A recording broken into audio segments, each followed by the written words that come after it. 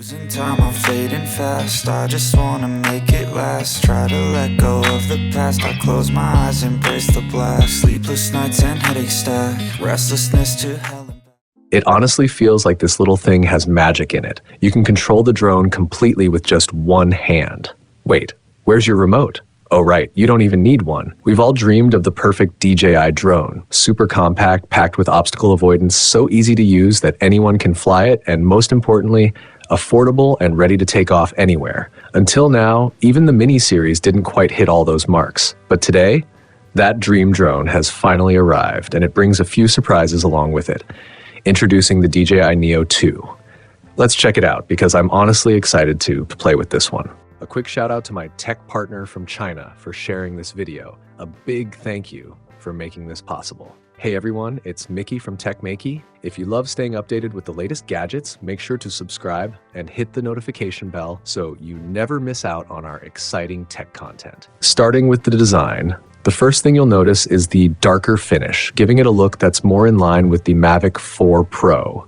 Sleeker and more professional. Then there's the second change, which you probably spotted as soon as you unboxed it. Those two little antenna-like extensions at the back. Looks a bit like a big moth, right? They're actually part of a detachable image transmission module. It's tiny but smart. When attached, it turns the NEO2 into a standard drone compatible with both the remote controller and DJI's flight goggles.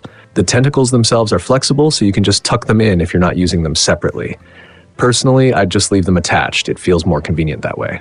But the Neo series is known for its ability to function completely independent of a remote controller. Once you remove the module, you get an even lighter, more portable setup. DJI really nailed the engineering here too. The 4 screws holding the module are cleverly designed. They come out smoothly, but they won't fall off or get lost. Once detached, the drone looks quite similar to the Neo 1. However, the camera quality has definitely improved this time around. Speaking of which, let's talk about what's changed. If you remember the first Neo, its biggest limitation was the lack of omnidirectional obstacle avoidance. It could handle simple follow modes, but sending it off blindly into unfamiliar terrain always felt a bit risky. Like, what if there's a tree or bush up ahead? You'd always have that little bit of doubt before hitting the takeoff button.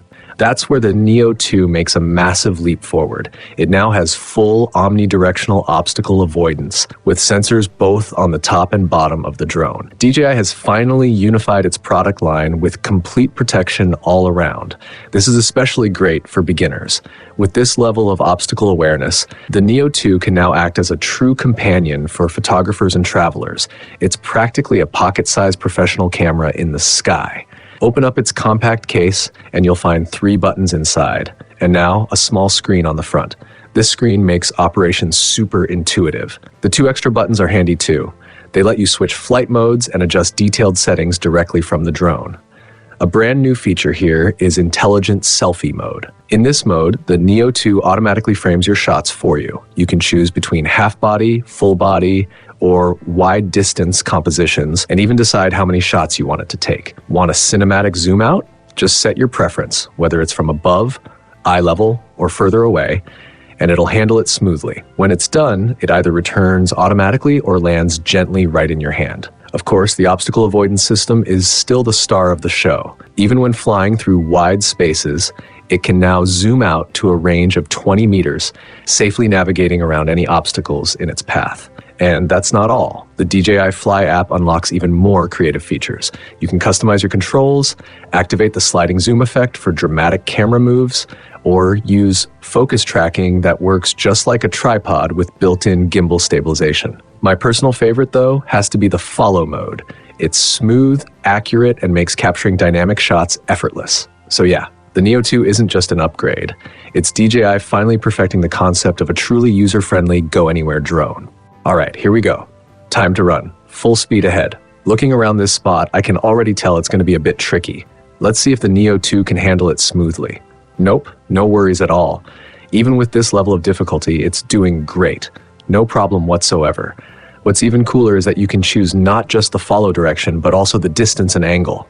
It's so versatile. With all these new camera movement options, it feels like such a waste to use it only outdoors. Indoors, it's just as capable, no need to worry about bumping into ceilings or walls. As long as there's decent lighting, you can completely trust it to navigate safely. I also noticed something interesting about the design this time. The camera module looks slimmer, and even the frame shape has changed slightly. Maybe that's why when the Neo 2 takes off, the higher frequencies are noticeably reduced. The sound feels softer, more natural, and much less irritating or startling for people nearby. That makes it ideal for indoor shooting or when you're flying around others. It's quieter and less intrusive. All these small upgrades clearly point toward DJI's ultimate goal, full freedom. No remote control needed, just pure manual operation directly through your phone over Wi-Fi. The control layout feels identical whether you're using your phone or the remote, so switching between the two is seamless. Even without the antenna module, it can fly up to 120 meters. Within 30 to 50 meters, phone control is smooth and responsive. Around the 50-meter mark, you might notice a slight lag in the video feed, especially with trees or obstacles in the way, but it still flies fine, and you don't even need a phone connection for basic control. Honestly, this is the kind of tech I used to dream about as a kid. A perfect connection between human and machine. Just extend your hands, move left or right, closer or farther away. It instantly follows your movements. The response time is incredible, almost like it's reading your mind. The bright blue indicator light is also super clear, so you always know what it's doing. The Neo 2 mirrors your hand gestures so intuitively that it feels natural. And when you want it to return, just raise your hand. It'll fly right back and gently land on your palm. It's that effortless. I'm seriously having a blast with it. I don't even have to think about controls anymore. Next time I go out filming, I'm definitely taking it. It's guaranteed to capture the best shots of the night. Outside of tech, my other big passion is cycling, and the Neo 2 makes it so much fun to film while riding. It can capture awesome third-person shots, keeping me perfectly framed the whole time. The follow speed has been upgraded too, from 8 meters per second to 12 meters per second, which means it can easily keep up at around 43 kilometers per hour.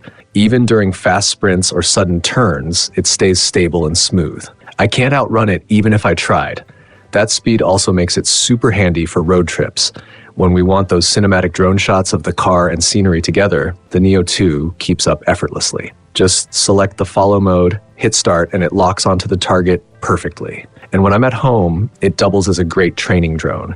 I sometimes even fly it straight from my bed, like when I want to check whether the delivery door is open. Since my delivery service tends to go on random breaks, I usually miss them, so now I just send the drone to scout first. Sure enough, door closed. Okay, come back. I'll grab it myself later.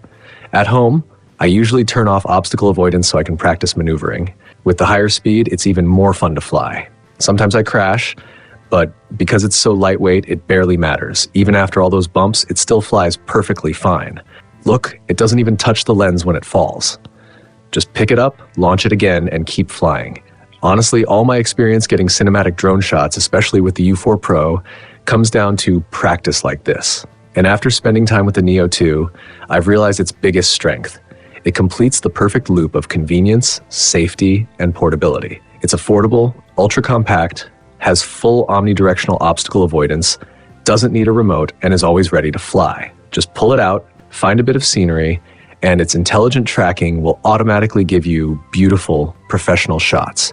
Even if you're not planning a big shoot, it's great for spontaneous clips or quick vlogs. So yeah, the DJI Neo 2 is definitely a drone I'd recommend to anyone. That wraps up this video. Thanks so much for watching. Don't forget to like, comment, and subscribe, and I'll see you in the next one. Bye.